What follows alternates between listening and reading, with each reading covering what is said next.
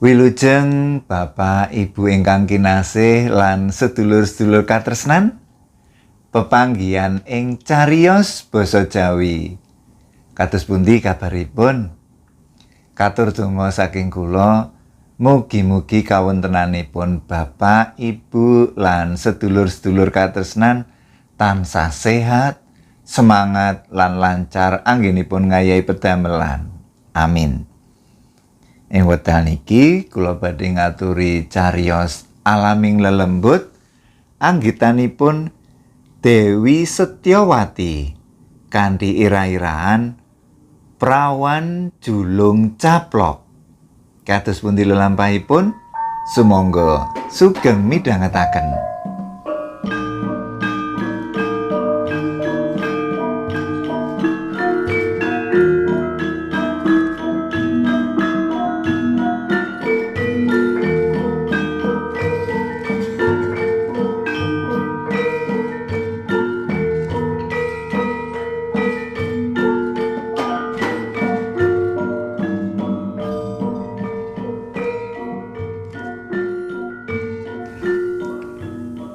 Kenya ayu kang duwe pakulitan kuning nemu giring kuwi asli warga desa Gantar, Kecamatan Ngargoyoso, Karanganyar. Sesilihe Rengganis. Dheweke kenya yatim merga wis ditinggal bapake mulih menyang jaman kelanggengan nalika umure 15 taun. Gandeng ibune mung bakul srabi, anggone nyekolahake Rengganis mung tekan SMA wae.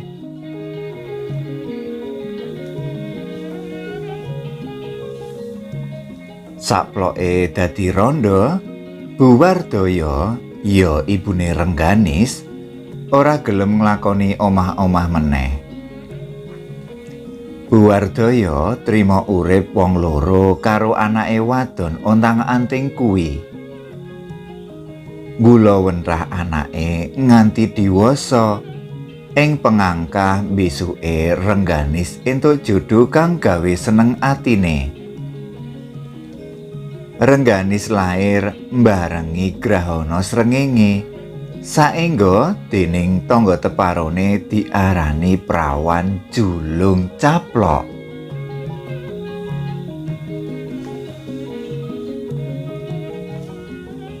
Ora krasa wektu lumaku kanthi cepet. Sawise lulus SMA, Rengganis ngrewangi ibune dodolan srabi ing teras omahe.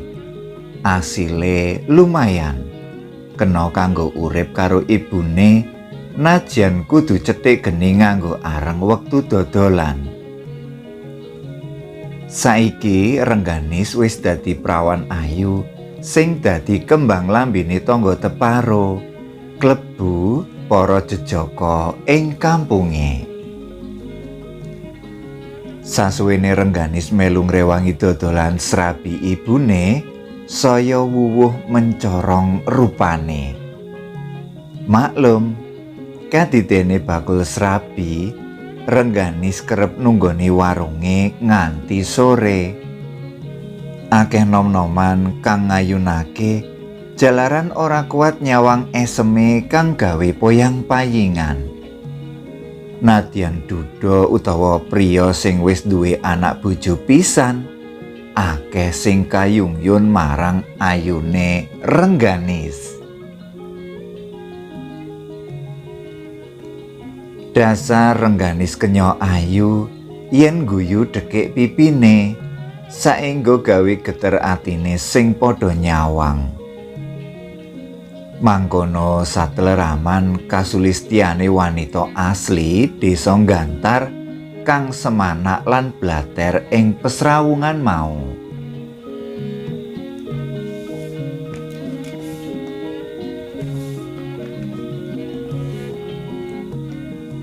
Ana jejaka Jatmika aran Bramantya Pambudi, omahe ing Kampung Kartopuran, Kecamatan Banjarsari, Solo.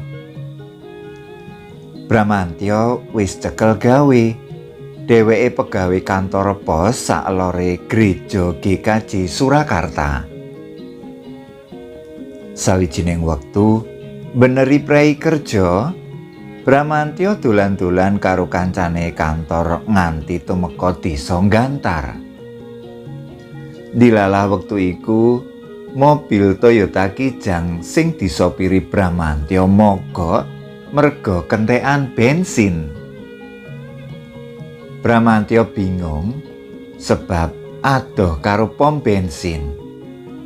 Dheweke getun dene nalika isih ana kutha mau ora ngisi bensine nganti kebak. Kepeksa Bramantyo mudhun saperlu golek bakul bensin eceran. Bramantyo banjur takon wong liwat, ngendi ana bakul bensin eceran.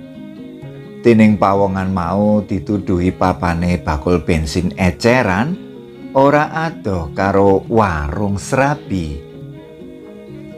Bramantyo banjur mlaku goleki dununge bakul bensin sing jarake wetara 200 meter. Dumadakan dheweke weruh wanita ayu kang dodolan srabi lagi dirubung wong tuku. Nyumurupi Rengganis lan ibune Ibut ngladeni wong tuku srabi, batine Bramantyo ngudar rasa. Wong kok ayune kaya widodari ngejawantah. Saebo bejane sing duwe. Bramantyo anggone nyawang ora leren-leren nganti lali karo kancane sing nunggu ing mobil. Bareng wong-wong sing tuku srabi wis rada sela, kaya ana daya kekuatan sing nyurung, Bramantyo menggok menyang pekarangan omahe Rengganis. Merga lagi Ibut ngedoli wong tuku, Rengganis ora salah open yen Bramantyo wis ana ngarepe. Mbak, kula dingengei lho srabine. Weteng kula selak kroncongan. Ujare Bramantyo sok akrab. Monggo Mas, tasih wonten kok srabine. Ujare Rengganis karo mesem ngujiwat. Kula tumbas 10.000 rupiah. Kandhane Bramantyo karo ngulungake duwite. Wah, nyuwun pangapunten Mas, srabine kantun gangsal 1 tok, menapa purun? Mboten dados menapa Mbak, sawontenipun bakune saged kangge ganjel weteng. Ujare Bramantyo karo mesem. Jer tujuane menggok warung kuwi sing utama rak dudu merga srabine. Ing batin, Bramantyo ngalembono kasulistiane Rengganis kang tanpa cacat. Wis ayu, kathik tangkepe semana. Bramantyo tansaya kegiwang. Mbak, kula nyuwun pirsa ingkang sadeyan bensin eceran sisih pundi nggih? Kendaraan kula mogok ketelasan bensin, ucape Bramantyo karo nampani srabine. Sampun caket kok Mas, wetawis 3 meteran. Mangke rak wonten papanaminipun. Wangsulane Rengganis karo mesem. Bramantyo enggal pamitan. Jalaran lagi eling yen selak dienteni kancane sekantor ing jero Kijang. Bareng Bramantyo wis oleh bensin, nuli digawa menyang mobile sing mogok kanthi dibonceng nganggo sepeda motore sing dodol bensin. Sawise diisi bensin eceran 10 liter, Toyota Kijang wis mlaku bali menyang Solo. Bramantya lan kancane gita-gita ngeblas awit mendunge wiwit peteng. Nalika Bramantya isih ana dalan, udane tumurun deres banget, binarung bledek nyamber-nyamber gawe giris.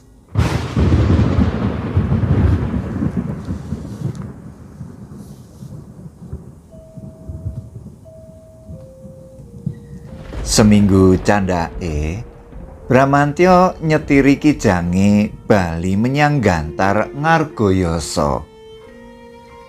Jalaran saploke ketemu kae, rina wengi wewayangane Rengganis tansah cumantel ing angen-angene. Eseme ngiwi-ngiwi, jalari Bramantya ora bisa turu. Kanthi ati kang goreh, Bramantya kepingin metuki meneh kenya ayu bakul srabi kuwi. Semono uga Rengganis. Ing jero atine uga sumimpen karep kepingin ketemu meneh karo Bramantya kang baguse kaya Raden Janaka.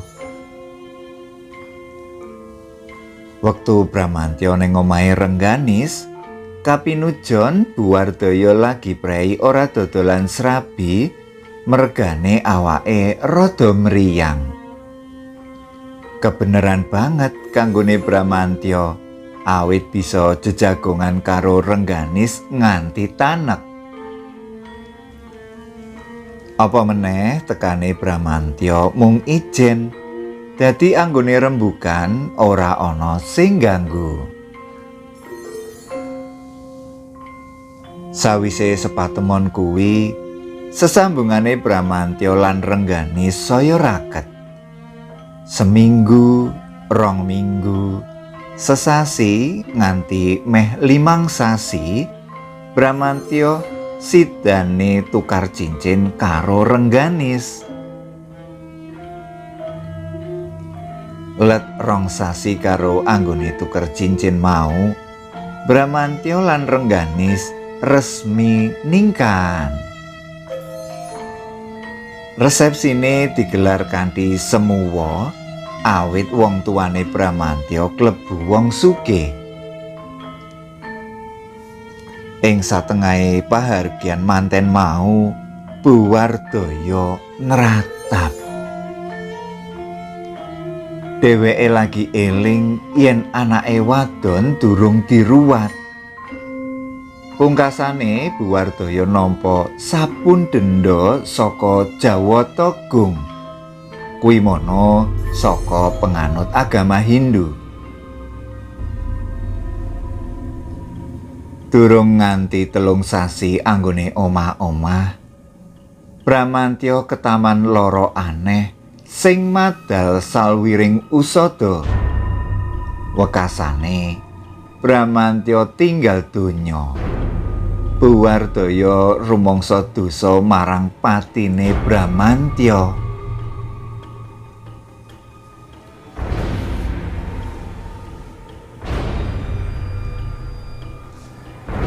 Sejatine urip, lara lan pati mono kabeh saka panguwasane Gusti Allah kang wikan. Manungsa mung kari nindakake jejibahan ana ing alam donya. Kanthi anane crita prawan julung caplok mau, lelakone Rengganis digandeng cenengake karo alaming lelembut. Kahanan iki wis dadi ilah-ilah kanggone wong Jawa, saengga tumrap sing isih ngugemi kapitayan kuwi ora wani nerak wewaler mligine warga Karang Padesan. Senajan saiki jamane wis modern, nanging rancake kanggone warga Gantar isih geget kenceng kedadean kang gawe miris iki. Mung Buwardaya sing ngerti yen Rengganis iku kelahiran julung caplok, saengga kudu diruwat utawa dibancaki luwih dhisik sadurunge ningkahan. Karepen slamet ora ana pepalang kang reridu ing tembene. Judul mekaten waosan saking cariyos basa Jawi. Mugi ndadosaken panglipuraning penggalih. Cekap semanten kula nyuwun pamit. Matur nuwun.